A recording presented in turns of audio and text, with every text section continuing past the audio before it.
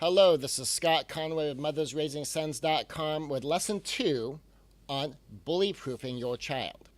Now, another thing to deal with bullying in general is to understand what is just bad behavior and what is bullying. Because, kids behave badly and kids bully. And we need to know, well, what's the difference? What's the line? How do we know if something's bullying or just bad behavior?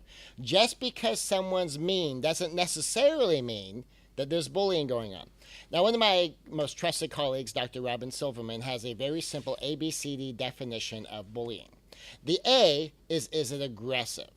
Sometimes you have bad behavior. It's not aggressive. It's not necessarily directed at anybody. It's not trying to hurt anybody. It's just that somebody doesn't like it, or there might be some meanness to it that might be implied or interpreted, but there's nothing innately aggressive about the action. So in order for it to be bullying, it has to be aggressive. It has to be going after someone with the intention of causing some kind of harm, some kind of annoyance, some kind of pain.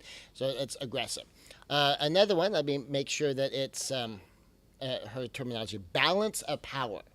Balance of power. So we have A is aggressive, B is balance of power. There has to be some sort of power discrepancy. It could be an older kid with a younger kid, a more popular kid with a less popular kid. It could be someone picking on someone with some sort of a perceived disability or actual disability, of course. And so when there's a balance of power difference and there's someone abusing their power to try to do something to make fun of someone else, to cause harm to someone else, that could be bullying. Now, sometimes when it's the less powerful person acting out, it could still be bad behavior, but typically it's not what we would call bullying. It still needs to be dealt with, but it's in a slightly different category. This is someone who has power, has the ability to do harm. Maybe they have a cohort of people and they're picking on individuals, or they have some ability to hurt someone in some way, shape, or form, or they're connected to someone that kind of gives them cover or protection in some way, shape, or form. So you're looking for aggressive, you're looking for balance of power. The next thing you're looking at is it consistent? Bullying is consistent. There's a pattern of behavior with bullying. Someone could have a bad day and act out. Someone could just be mean one time. Someone could, there was some negative comedy of opportunity that came up, and that's not necessarily bullying. For it to be bullying, and kind of the imperfect participle there. So in order for it to be bullying, then it needs to be consistent. And then it also needs to be deliberate, that they have to be doing it on purpose, that the person has to have some understanding that what they're doing isn't nice, it's not appropriate. If someone just thinks that they're playing around, if someone has a misunderstanding of the situation, they don't have a grasp of what it is they're doing or what it means in a particular context, it might not be deliberate. And if it's only a problem of it not being deliberate, very often just simple education might be okay. Someone might be doing something, saying something, using certain words because they just don't know any better. And by having an understanding of this is what this means, now if they do it, it's deliberate. But if they're doing it out of ignorance because they just really honestly don't get it, it might not be deliberate. It might not be consistent if it's just a one-time thing. And especially if you can catch that first time and you shut it down so that someone understands that is not appropriate behavior. You do not say things like that. You do not do things like that. And then you look at the balance of power.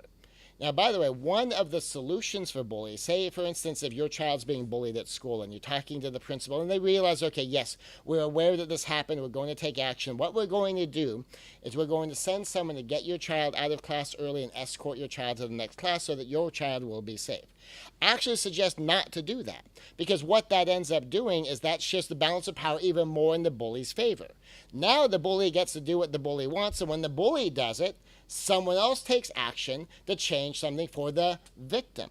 Now, if instead you can suggest that someone go to the class to get the bully out of the class and escort the bully to the bully's next class.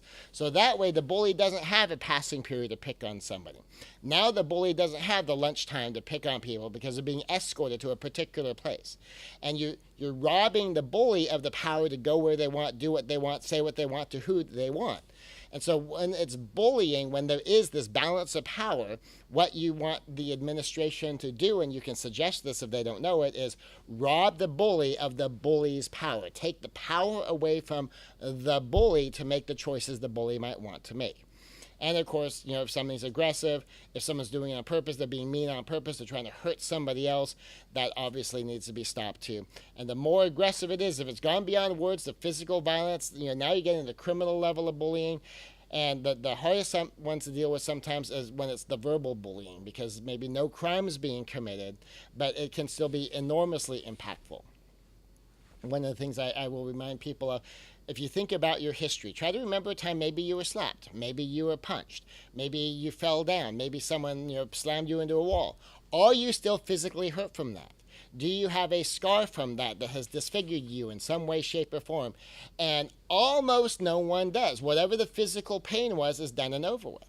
Now here's something else. Does anyone remember something someone said that was particularly mean, that was just this horribly painful thing anyone said to you?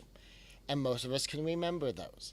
And those will last. And so while it may not rise to the criminal level, learning how to deal with this verbal bullying is important so that we can protect ourselves. And we're going to talk about that as we continue on with how to bully-proof your child.